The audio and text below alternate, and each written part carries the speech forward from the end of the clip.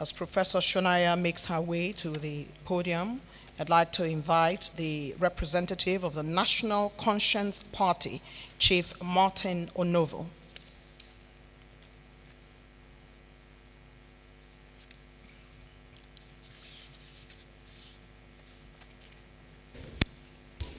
Chief Martin Onovo is the presidential candidate of the National Conscience Party. May I also invite the presidential candidate for the People's Democratic Party, Dr. Goodluck Ebele Jonathan.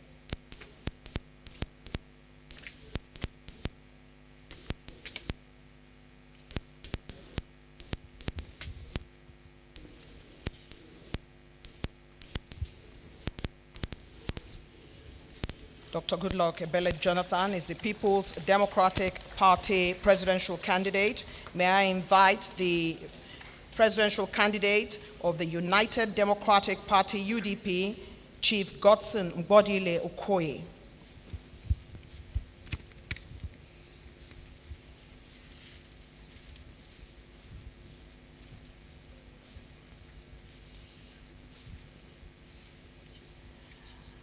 And last but not the least, may I invite the presidential candidate of the United Progressive Party, UPP, Chief Chekwas Okorie.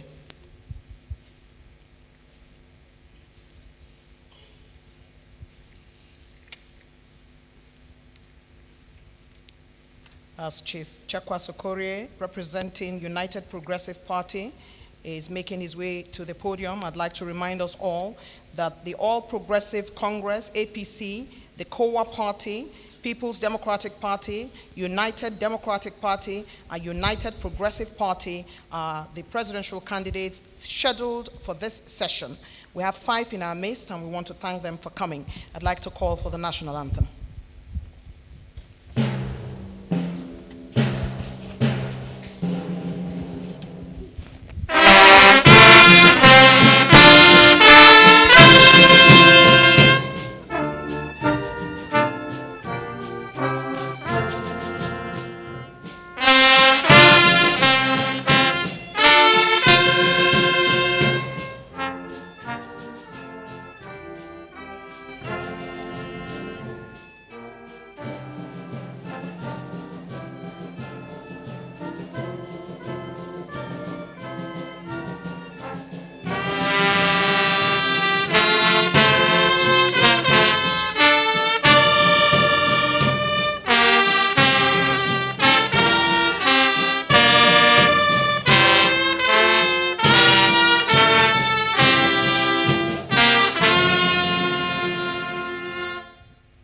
This is the second and last session of the presidential debate, organized by the Nigerian Elections Debate Group, NEDG.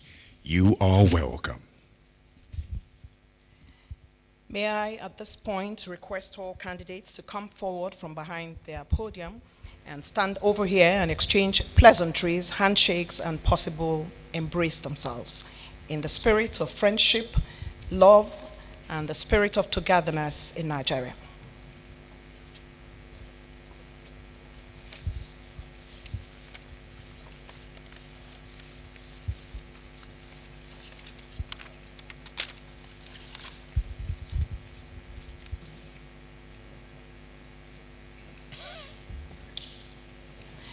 Thank you very much. Once again, I'd like to welcome everyone to the Africa Hall of the International Conference Center, Abuja, venue of Nigeria's 2015 presidential debates organized by the Nigeria Elections Debate Group. Let us quickly acquaint you with details and rules of the debate, but before we do that, let me introduce myself to both the presidential candidates and the audience in the hall today. My name is Eugenia Abu, and today I'm moderating this session. To my left is our distinguished panelist, Martins Oloja. And to my right, another distinguished panelist, Professor Umaru Pate. We have relied strictly on the approved lists of candidates by the Independent National Electoral Commission. Questions are limited to the broad areas already disclosed to the candidates. There shall be 3 minutes response by the other candidates. The moderator is allowed follow-up questions Profane language is strictly not allowed. Direct attacks on candidates' personality are prohibited. The time period allowed for questions to be answered must be strictly adhered to, and candidates are allowed 3 minutes each for their closing statements. There is a cross-section of the public which forms our audience. They are not allowed to interrupt, applaud, cheer, yell, or say anything while the debate is on. All telephone sets must be switched off or put on silent. At this point, I'd like to invite Aremo Taiwo Alimi for brief rules on NEDG methodology. Aremo Taiwo Alimi, please.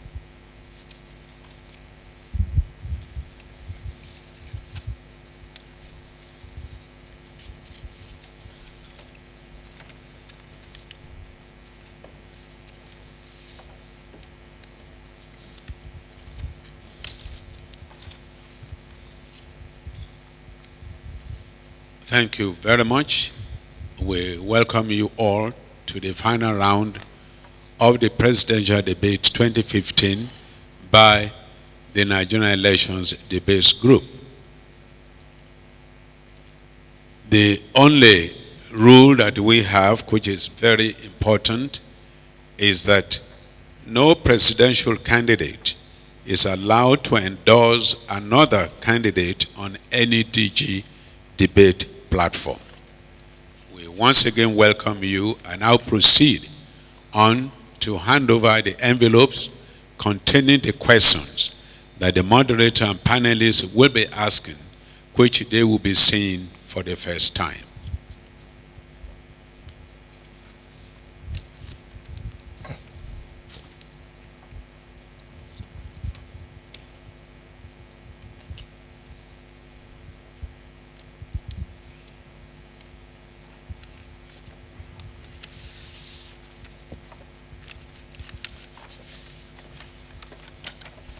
Thank you very much, Aremo Taiwo Alimi. I'd like to use this opportunity to introduce our timekeeper, Mr. Cyril Aidebama. And also we have a sign language interpreter. She's sitting to the right. You can see her there making sure that everybody gets the opportunity to understand what's going on here today. I'd like to immediately start this debate today with the presidential candidate of COA Party. I'd like you to please tell Nigerians why they should vote for you. Thank you. This is my opening speech. Good afternoon, ladies and gentlemen. And just in case there are some international people here, I suggest a gesture for them. Mesdames et messieurs, bonjour. I want to thank God for this opportunity and also thank the organizers of this event. In my book, Daybreak Nigeria, This Nation Must Rise, I made a gesture symbolically to the young people of Nigeria, and that was to apologize to them. Because given the resources that have been available to us in this country, this is not the kind of nation that they should be inheriting.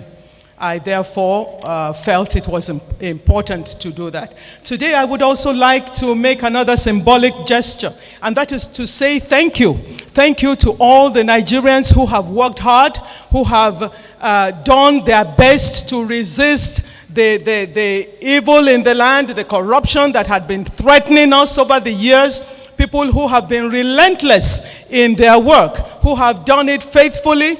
I want to say thank you, because it is our collective resilience that has kept this nation from tottering into that precipice that people had been expecting us to fall into for quite some time. Thank you very much for that. Today, I'd like to say that a COA Party government would present what I have termed a triple E model for our nation's renewal. And that is E as in empowerment.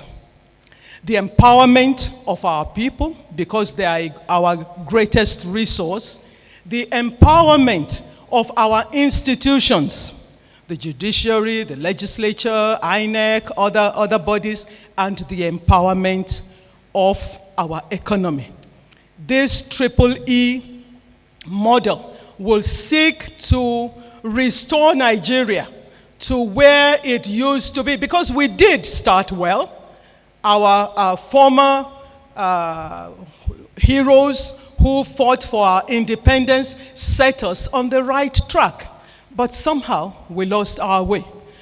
We need to go back. Recently, I watched a documentary where I saw again the passion, the erudition of somebody like Chief Enahoro, where he was standing before the colonial powers and making the case for the nation. I believe it is important for us to retrace our steps. That's why I am here. Thank you. Thank you very much indeed. May I just remind political party presidential candidates in this session that there will be a chime from the timekeeper when your time is up, the 3 minutes allocated to you, so it does not startle you. It will make quite a noise to let you know that your time is drawing, it has come to a close pretty much. I'd like at this point to invite Chief Martin Onovo, presidential candidate, National Conscience Party, to tell Nigerians why they should vote for him. From our perspective, the problem with Nigeria is the leadership, consistent with the position. Your microphone, sir. From our perspective, the problem with Nigeria is the leadership, consistent with the position of Professor Achebe in his book, The Trouble with Nigeria, consistent with his justification at the Garden City Literary Festival in Port Harcourt. It is interesting to know that all ethical intellectuals in Nigeria, no exception, agree that leadership is the bane of development in Nigeria. Such people like Professor Ben Wabweze, such people like Professor Shoyinka, such people like the Honorable Justice Mohammed Owais, if we must move forward as a people and reverse this retrogression, we must get the right leadership. And the right leadership will not come from the moon. It will come from one of us. And it is very important that in a democracy, the people understand the criticality of their votes. Because if they choose the wrong leadership, they must accept responsibility for that wrong leadership. Today in Nigeria, we are dealing with insecurity. We are dealing with corruption that we have been dealing with for centuries. We're dealing with poverty. We're dealing with low life expectancy. We're dealing with this unacceptable level of unemployment, intolerable. And there is absolutely no justification for us to be where we are. Chief Ganifa Ahimmi, the lead founder of our party, had published that the richer Nigeria gets, the worse for its people. If you plot the graphics of poverty in Nigeria and national revenue, you're going to see clearly that the higher the national revenue, the higher the level of poverty. That is very clear. Even the National Bureau of Statistics, which is a government agency, if you use their data, you will find out that Chief Ganifa Ahimmi has been right all the while. Very clearly, we must get the right leadership here and now, this 2015. If we don't, things will continue the way they have been. And all of us promise the same things. Nobody promises anything different. Nobody promises, I will continue corruption. I will loot the entire treasury. Nobody promises that. Everybody promises to fight corruption. Everybody promises to provide employment. What is the difference? The integrity of the party and the integrity of the candidate. That is what makes the difference. That is what the voter needs to look out for. If we get the right leadership today, our retrogression can immediately be reversed. The indices are very clear. 2013 WHO life expectancy, 49 years for men. We are dying and we are leaving widows and orphans. We cannot continue like this. That is our conclusion. Thank you very much indeed. It's now the turn of the presidential candidate of the People's Democratic Party, Dr. Goodluck Ebele Jonathan. Why should Nigerians vote for you? Thank you, and let me use this unique opportunity to thank Nigerians for their total commitment in the electoral process. In the first place, I believe Nigerians will vote for me, and I want them to vote for me because of the progress we have made over these past 4 years as a government. And we believe that in the next 4 years, we will consolidate in these areas, from the social sector to the economic issues and purely infrastructural issues. Even the things that are sometimes not very, very tangible, we have progressed significantly, and we need to sustain it. Even starting from the electoral process, before 2011, Nigerians were not too interested whether they have voters' cards or not. It is this government that made sure that that consciousness is brought, and Nigerians must decide who governs them. In the social sector, if you look at what we are doing in terms of empowering youth, empowering women, we need to sustain it. If you take issues like health, before this time, guinea worm was a problem. Now we have eradicated that in some parts of this country. Polio was a problem. We are almost eradicating polio. A number of people don't even know. Of course, just like the case of Ebola, everybody knew because of Ebola. In the tertiary level of health challenges, this is the very first time within these past 4 years that our universities and hospitals are attempting open heart surgery and kidney transplant, and we need to sustain it. If you take the road infrastructure, it's key. 30 years ago, the railway system collapsed completely. And you cannot talk about mass transit without the rail system. And we have completed almost 90% of the narrow gauge that we inherited from the colonial masters. And we are beginning to work on the standard gauge. And we believe that every state capital must be linked up with the standard rail line.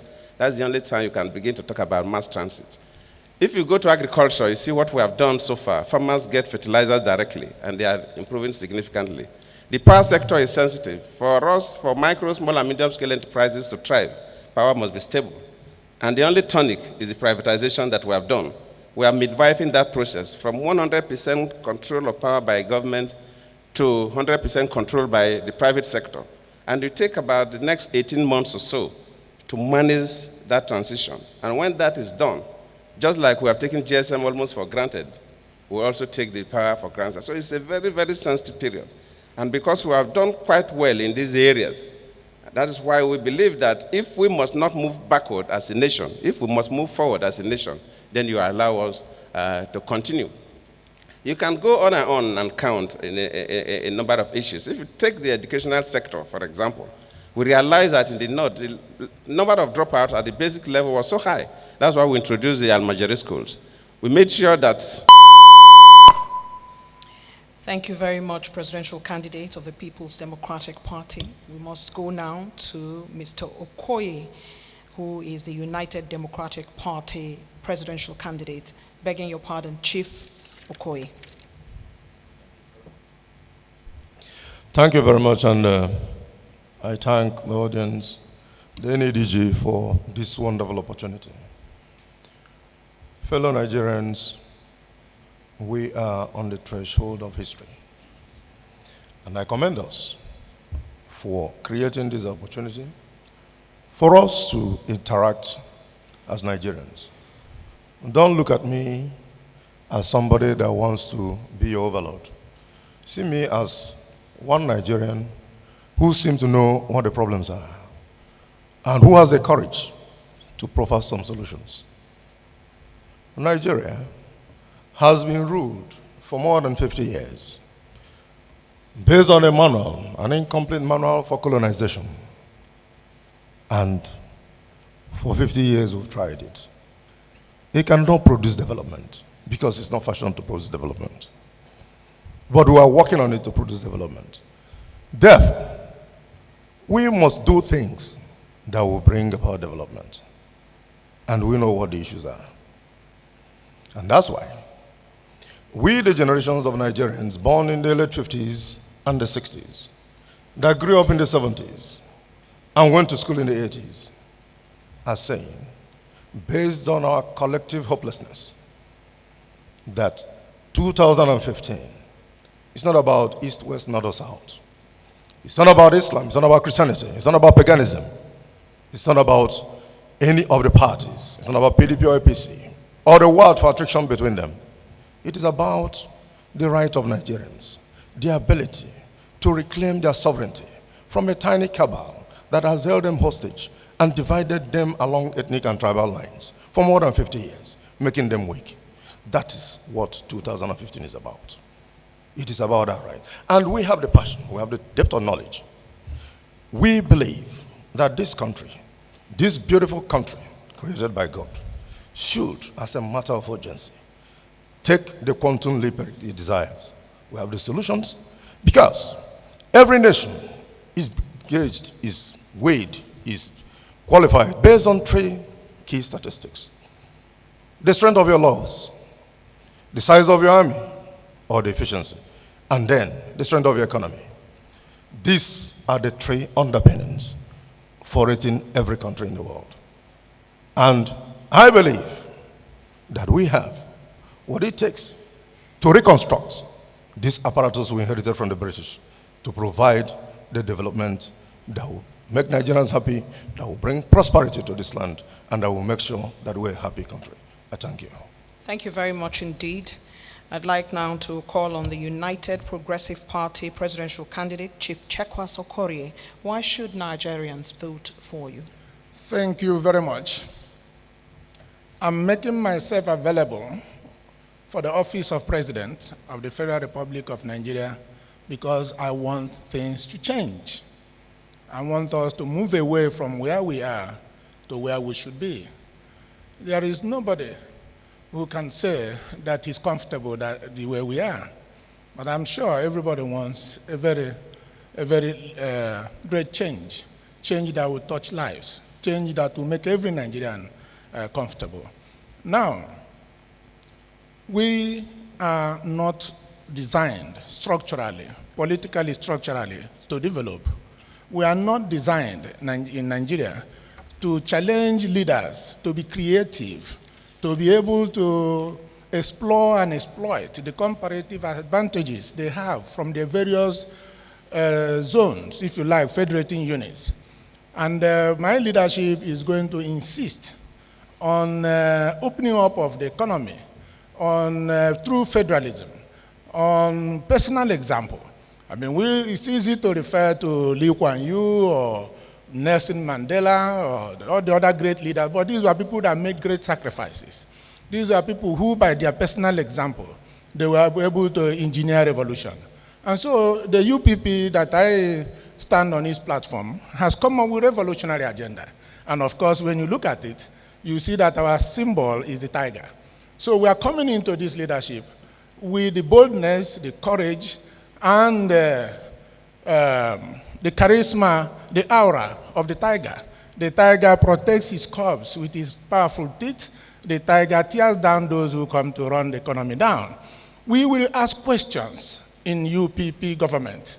If we have seen acquisitions we think that are not legitimately acquired, we shall query it. In a UPP government, we shall throw stones. They say those who live in glass houses don't throw stones. No, we are living in very solid moral house. And so stones will be thrown, questions will be asked. And if we do not plug the holes from where our common patrimony have been leaking, we may never have enough for development. We may never have enough for welfare of the people. And I say too, that there is so much of personal example by leader to show. I can't be surrounded by corrupt people. I can't be funded by corrupt people. I can't be embraced, and my friends are all well-known people of dubious means, and then I come out and say I can make things change. I am coming from a background of 39 years of human rights activism, and it is that is my strength, and that is my pedigree, that is my antecedents, that's where I'm coming from, and that is the yardstick with which my government will be judged. Thank you very much indeed. We'll now go to the questions that have been presented to us, which were collectively brought forward by Nigerians, and I'd ask Mr. Martins Oloja to start.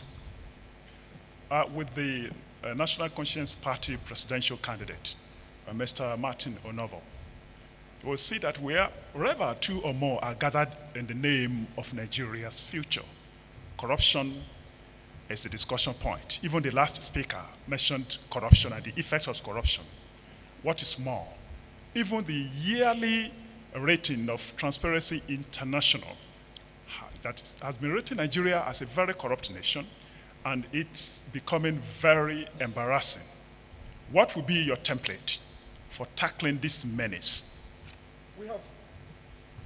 We have previously published our template, and I'm happy you asked this question because if we do not deal with corruption, and corruption continues to erode developmental funds, especially for election purposes, the data is very clear.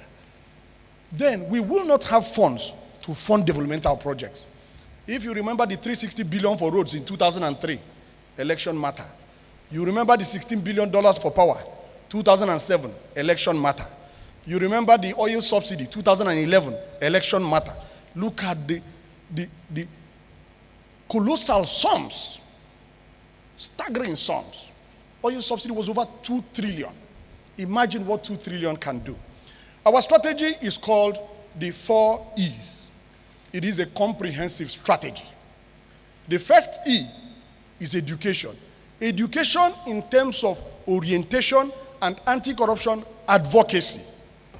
Addressing the value system. That's the first E. The second E is leadership example, which is most critical, because once the president pockets anything, everybody sees, because this thing is not in the president's bedroom. Some paperwork has to move. Other people start to pocket. And that is why everybody is pocketing in Nigeria and everybody is pocketing desperately. We cannot develop that way. So leadership example is very critical. The third E is empowerment. Because we have seen that when you pay a slave wage that is not sufficient to transport people to and fro work in a whole month, the iron law of survival, according to Professor Ise Sage, Senior Advocate of Nigeria, will compel them to find ways to supplement. Now, we're not saying that justifies crime. We're saying some people have supplemented legitimately by having a small poultry farm behind, by having a small fish pond behind, and things like that. Some people have supplemented legitimately. But you need to remove that pressure by empowering people with a good education, with good employment, with excellent welfare. The fourth one is the one everybody looks at, enforcement. If you base on enforcement alone, you will have, depending on whose estimate you're using, over 70% of Nigerians in jail. And you don't have the prison space. So the first thing is to understand that this thing is systemic, to understand this thing, according to the Institute of Chartered Accountants of Nigeria, is endemic, and to deal with it with a comprehensive strategy like the one the National Conscience Party, NCP, has presented. Elections in Nigeria are funded clearly with slush funds. The amount of money put in the 2015 elections can transform Nigeria from a third world country to a second world country. Very clearly, we have the data. We cannot continue like this as a people. Thank you very much indeed. I'd like now to ask the PDP presidential candidate to respond to how his party and his candidacy will handle corruption if he wins the presidential election. Thank you. The issues of corruption, just like everybody said, is topical, is now a major political issue. And I always say that corruption, just like my colleague said, sometimes they look at the aspect of enforcement alone, and people think that that alone will lead to a complete eradication of corruption. And I used to give armed robbery as an example. Immediately after the war, when small arms and light weapons entered the hands of non-state actors, armed robbery came into this country. We have been killing armed robbers. Armed robbery continues. That is enforcement. Enforcement alone doesn't work. So the preventive aspect is more potent than the enforcement. So there are key things. The prevention, then strengthening the institutions, the legal processes, then of course, reorienting our people. Because it's just 3 minutes, let me just summarize. The case of prevention is making sure that nobody even have the opportunity to steal what belongs to the public. And we've done that in the agricultural sector, where before this time it was a major scandal every year. We have prevented people from stealing money through fertilizer procurement or other farm inputs. In the payroll system, where accountants in the offices normally dump a lot of money for salaries and so on, we use the IPS method, use the electronic method to cut it off. You can no longer steal money that does not belong to you. The revenue agents are now keying up into a platform that we have. So you can no longer divert money. No more use of raw cash. These are preventive methods, and we're strengthening this, and it will cut across all sectors, including the so-called oil sector that people make reference to. In that case, you stop people from even getting that money. Then the next, you must strengthen the institutions. It's not the case of individual, no matter how strong a president is. If the institutions are weak, you cannot, or immediately you leave, because Nigeria, you must leave after 4 years or 8 years. then the country will recede back. So the institutions must be strengthened, and that's what we are doing. Then the legal process is also worrisome. The courts themselves, that is unfortunately not in the hands of the president, not in the hands of the executive. How the courts respond to corruption cases, how quickly they disperse resources. Then the next, of course, the issues of changing the thinking of the average Nigerian, thinking that you can just make big money out of nothing, thinking that overnight somebody can start driving a car of thousands. If we change that and we no longer honor such people, somebody don't just wake up from a village and start building a big house and you give him a chieftaincy title, then of course we are encouraging corruption. So immediately society starts shifting away from people who cannot defend their source of income. Then the mindset of people will begin to change, and people will begin to condemn ill-gotten wealth, and people will begin to live a more decent life, work harder, and participate in the economy. Thank you. Thank you very much indeed. UDP, corruption, the handling of it. Thank you very much. It does appear we have put corruption and to a level where most Nigerians see it as something that is a huge, humongous. But like we said, some people react to it, some people react to the symptoms, but very few people know the reasons why corruption is described the way it's described. My colleague has said, oh, it's endemic, it is deep-rooted, it's all that. Why? Because the structure is the problem. And that has created what we call the attitude. Yes, we're going to look for palliatives, but when you base the way a country is run on Hausa, Igbo, Yoruba, what kind of system do you want to create? Of course, the junior brother will take the next seat, nepotism, tribalism, favoritism. And there is no way that system will run. And of course, their big brother is corruption. Therefore, that's why in UDP we talk about calm, competence, ability, merit, until you base the running of this system on people that are competent, on people that are able, on people that are merited. You can't expand the space. And if you don't expand the space, you create desperation. And once there's desperation, corruption is the other thing that will follow. Therefore, we must start from the starting point. The system we inherited is defective. We must rectify that system, or innovate it, or reorder it. Otherwise, we will just be repeating ourselves all the time. I'll give you an example.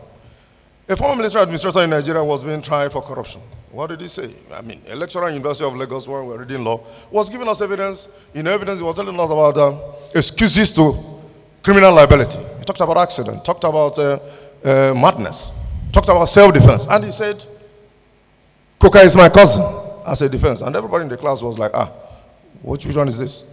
And the man said, somebody was on trial. And he said, you prosecuted permanent secretaries that were corrupt. You seized properties of people that were corrupt. You demoted some palm sects. You even jailed some. But you did not try Coca. Before anybody could realize it, he said, how can I try Coca? Coca is my cousin. So, how can a system be based on tribal, brotherly, or religious sentiment? Therefore, build a system based on what makes somebody that is competent, whether it's in Borno State, whether it's in Ogun State, or whether it's in a Delta State. For as long as you take apparatus of state to be an engine for granting favors to friends. Thank you very much indeed, UDP. Let's now go to UPP, corruption issues. Thank you. In UPP, we are very, very passionate about the issue of corruption. And we decided that if this cankerworm must be fought frontally, it must start from the top. And it is only when you start from the top that those you are leading can take a cue from your behavior, your conduct. And we believe that some of our laws are weak and allow for corrupt conduct.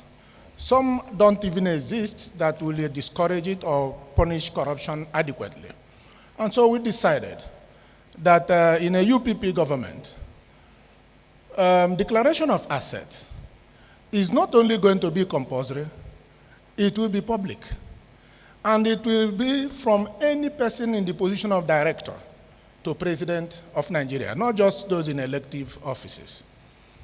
And we believe too that that will be reviewed every year for as long as you are still in that office, so that Nigerians will follow in monitoring the growth of your asset to ensure that it's in consonance with your expected benefits arising from your new office. We also believe that what is called the security vote is a major source of abuse and corruption. And we said security votes must be tied to only security matters and must be accounted for. Because we know state governments in this country who use pliable state assemblies to appropriate for themselves security votes that are even more than their state recurrent expenditures. And they proceed to withdraw that and use as they like because it's not accounted for. We've also said that immunity, which has enabled people who enjoy it to behave with a certain level of impunity instead of circumspection, that immunity will be limited to civil matters. All criminal matters must be subjected to criminal prosecution. We have also said, and I mentioned it in my opening remark, that certain acquisitions will be queried.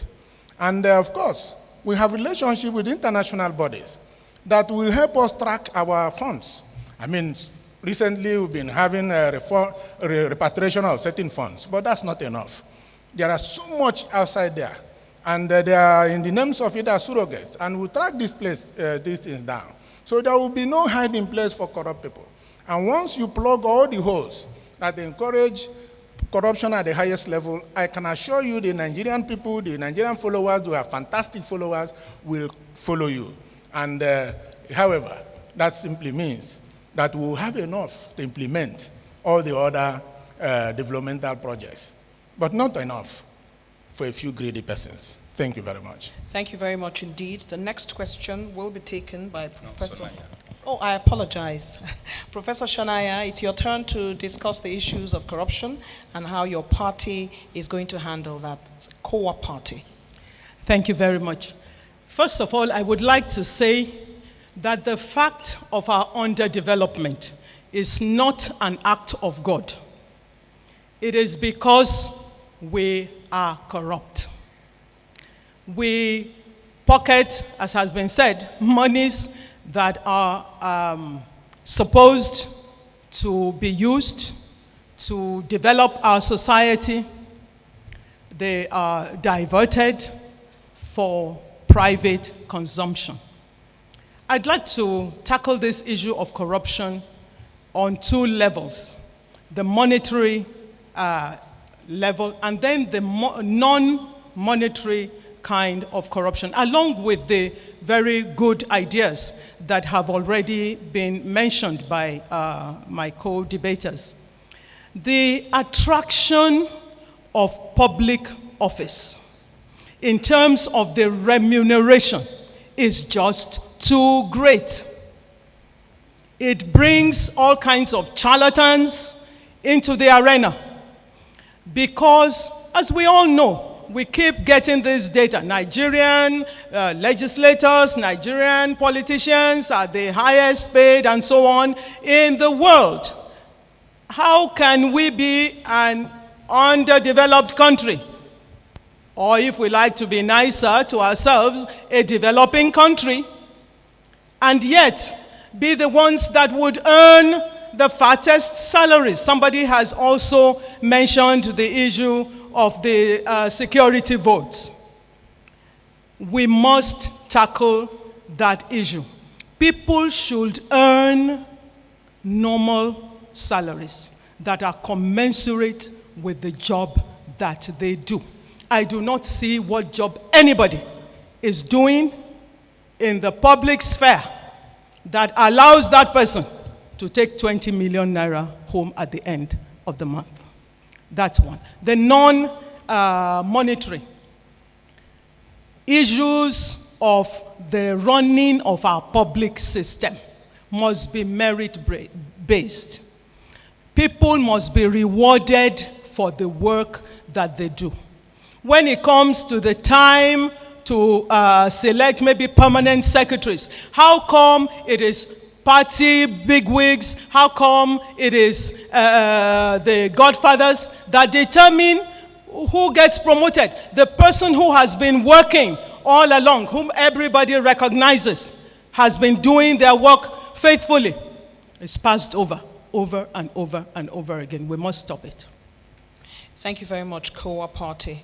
Let me return to Professor Party, who has the next question. Well, my next question is for the PDP presidential candidate, Dr. Jonathan Goodluck. Sir, what are the specific plans, programs, and strategies does the PDP have to address or to rehabilitate the victims of the insurgency in the Northeast, to reconstruct the zone, and also to provide foolproof security system for the country against not only future insurgencies, but for things like kidnappings and eventually bringing back the Chibok girls? Thank you. You loaded the question and only 3 minutes. We'll try. The first issue is I'm quite passionate about the rehabilitation of the victims, because by this time, at least, we've recovered most of our territories in the north. The whole of Adamawa, that 7 local governments were under the terrorists have been taken over. The 2 local governments in Yobe that were under the terrorists were taken over. Out of the 10 local governments of Borno State, 3 remaining, and even that 3, 2 are partial, 1 total. So gradually we are recovering all our territories, and the people have to move back. How do they settle? Of course, government started thinking about that even before our own successes. And we have 4 fronts. First is the normal government interventions through budgetary allocation and through the NEMA, the National Emergency Management Agency, which we have funds that will help to rehabilitate the people. Secondly, we also want to have the buy-in of the private sector, and that's why we launched the Victim Support Fund, that we've raised quite some money. Most is still in pledges, but some we've received in cash. But that management of that fund was isolated a little away from government. Government is not directly involved. It is the private sector that is managing it, headed by Danjuma and Adiola. These are credible people, so that the money will not be misused, because there is always complaint about government agencies spending money that is meant for the people. Then we also have what we call PINE, Presidential Initiative for the Northeast. It's a combination of government and public sector contributions, and what we call the Safe School Initiative, that also the business sector, government, and international bodies. That is targeted at rehabilitating the schools. So we have a total package, because if we will wait for line budgeting alone, there's no way you'll be able to build up the infrastructure and help rehabilitate the people fast. That's why we're taking this kind of approach from different sectors. And as the people are going back, we will have enough resources to make sure that they are rehabilitated. But the key thing is, how do we prevent us, and how do we provide security for all Nigerians? That is the problem of every government. Some governments are luckier than others. Some nations have less security challenges. But unfortunately for Nigeria, within this period, we have these terror attacks in the north, we have kidnapping in the south. Of course, armed robbery is also on. We continue to build our capacity. In fact, now we have even introduced drones. We never had drones before. And that is one of the reasons why even in the north we are succeeding, because we are no longer limiting monitoring to use of aircraft to other aerial surveys alone, but we are also using drones for remote sensing for us to detect what is happening and handle. Thank you very much, PDP.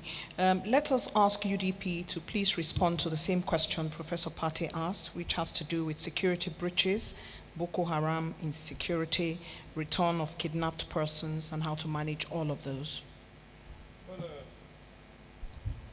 Thank you very much. And at this point, it is necessary to commend the effort of government in the recent past in the way of trying to at least reclaim our territorial integrity. It is only a person that is a traitor, a secessionist, or a coward that will be very glad to celebrate the insult or the assault to his nation's territorial integrity. We commend the effort of the government. Yes, like the president said, some nations are luckier than others, but fundamentally, like we said, the security architecture of Nigeria is based on a wrong footing. We have said, what we inherited is faulty. We have to fix that. Where is civil service in all this? For goodness sake, a country the size of Nigeria that has less than 300,000 men in the Army, Air Force, and Navy is scandalous. That we have less than 500,000 policemen is crass irresponsibility. We talk about human resources. We talk about unemployment. Why can't these people be employed? For more than 50 years, the country has been run on a faulty belief. Oh, Nigerians are peace-loving people. They don't make trouble. But trouble has come, and we're unprepared. There's no way you solve security matters other than boots on ground. And some of them are not to be discussed in the public. Security somehow is like making money. I have not seen any man that made money and told the whole world, this is exactly what I did to make money. Some of them can be discussed in secret, but be that as it may, we must have boots on ground. And of course, our territories, a situation, we just have an army barracks, army headquarters. What is the headquarters of an army doing inside the town? Why wouldn't they be at our borders?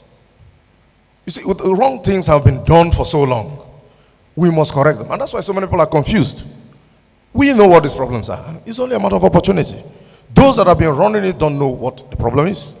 They just see the trappings of government. Let's just go and enjoy, just like we're saying. But Peter has made, we're going to correct quite a lot of them. And of course, the people that are displaced, normally there will be palliatives that we made available to them. We're going to provide health matters, health issues to adjust, to take care of their displacement. We're going to look at their school system. We're going to look at education in the Northeast. Nothing moves unless you have education. People are going to be educated, but in their own environment. And the way they say it, we're going to make education that is very, very functional and will address the issue of the people. And in terms of security, anyway, I thank you. Thank you very much indeed. UPP, what would you do about security? Well, the question, the way I understood it, is double-barreled. One is about those who have been the victims of insecurity. And yes, I believe that they need to be rehabilitated, that they need to be given their lives back, and those who have suffered the bereavement also need to be have their situation ameliorated. I also believe that there are those who may not be in refugee camp now, but they run away from their places of business to their places of origin. And those people are going to come back, and they must be put into the calculation amongst those to be rehabilitated. That is with regard to that one. As for the Chibok girls, I'm a little worried that now that we are occupying, our troops are occupying the dreaded Sambisa forest, these girls are not anywhere to be found. And most of the territories occupied by the insurgents are now recovered. Still, the girls are missing. Perhaps we may have to be considering what their leader said, that he will sell them away into slavery or marry them out. Then we'll come back to the issue of security, how to prevent it. UPP government believes very strongly in state policing. We believe in state police, we believe in community policing. And it is in this way that every citizen will see himself or herself as an equal stakeholder in the security of this country. So that even within his own small environment, he sees signs, things that should be suspected. He would then report to the appropriate authorities. But what we have here is a situation where we allow something that should have been nipped in the bud by the police to grow to a large extent that will become a national dilemma, and the entire Nigerian armed forces will be directed to the area. The other aspect is to have very functional, well-trained, well-motivated army, police, and the rest. Now we are making progress in fighting the insurgents. You ask the soldiers, they say, oh, they are now better equipped, they are now better trained, they are now better motivated. Why do we have to wait until we get to this point before we begin to motivate, before we begin to equip, before we begin to do the things that we ought to have done long ago? And this is a country that is endowed with so much resources that we needed by every means to have all of these agencies, very, very functional, very, very professional, and well motivated, so that these things can be nipped in the bud. But now, here we are, but UPP government will begin immediately to equip and decentralize the police, decentralize the security agencies, and get everybody involved in the issue of security. We'll go beyond that. We have said it time in UPP that we must relate this, nobody is an island unto himself. Thank you very much, UPP. Co-op Party, your solutions for insecurity. Thank you very much. While congratulating our armed forces, and indeed ourselves as Nigerians, on the progress that has been made so far in reclaiming those towns and villages from the insurgents, we must realize that the ultimate success of this whole new onslaught against the insurgents should really be the bringing back home safely of those Chibok girls. That is when our celebration can really be full and meaningful. And we continue to hope and pray that that will actually happen. Meanwhile, our armed forces must continue to receive the support, the full support in every area, in terms of equipment, in terms of their own welfare. I mean, if people are going to be faced with the possibility of dying while defending their country, then they must be certain that their families will be well taken care of, that they would not have, their children will not have to go into the streets begging for bread. That is important. The matter of trust comes to my mind also in this respect, because things happen around us. We see them. However, if people do not trust that when they give information, that information is not going to backfire. You know, people have to be sure that the information that provide, the intelligence that they help to gather, to contribute to, will keep them safe. And this is where the integrity of that whole system comes into play. What I would like to also suggest for the whole of the northeastern part of our country that has been so terribly devastated is that we have to set in place maybe something like the Marshall Plan that was set up at the end of the Second World War to rebuild Germany. We must prepare as of now, and that is why all the money that is available, we can't afford anymore for any amount of money to be wasted or diverted. We will need it in the Northeast and to develop all the infrastructure in our country. Thank you. Thank you very much indeed. May I now invite NCP to discuss the issues, as it were, on security. Well, I will want to emphasize that security challenges are not limited to the Northeast. Just a few weeks back, we know about the robbery in Lekki Phase 1 in Lagos. It lasted over an hour. At the gate of the estate, there is an armored personnel carrier. It did not respond. By the foot of the bridge, 2 blocks away, there is an RRS station. It's not just about money, money, money. We must have the right values as a people. If the leadership, that's why we go back to leadership. If the leadership is weak and corrupt, the people will be corrupt. If the leadership is patriotic, the people will be patriotic. We have seen this with kidnapping in the Southeast. When Obiano became governor, we saw a difference very clearly. Leadership is critical. A number of people were not replaced with people from Borno. There was kidnapping going on in Anambra. Peter Obi was fighting it very well. But when Obiano came, we saw the radical change in Anambra. So it is the same thing. All these problems we keep analyzing and reanalyzing are very simple and basic. We must deal with the armed robbery issues that are higher, probably in the southwest, with the other crime issues like militancy that are maybe higher in the south-south, and with this northeast challenge. And it's a leadership thing. We're talking about equipping our armed forces. Is there any year we didn't have a budget for our armed forces? How many times have we budgeted for Bini Shagamu? All these problems we will keep analyzing, reanalyzing till we deal with the root cause, which is the leadership problem. If you have high unemployment anywhere in the world, you're going to have high crime. The correlation is very simple.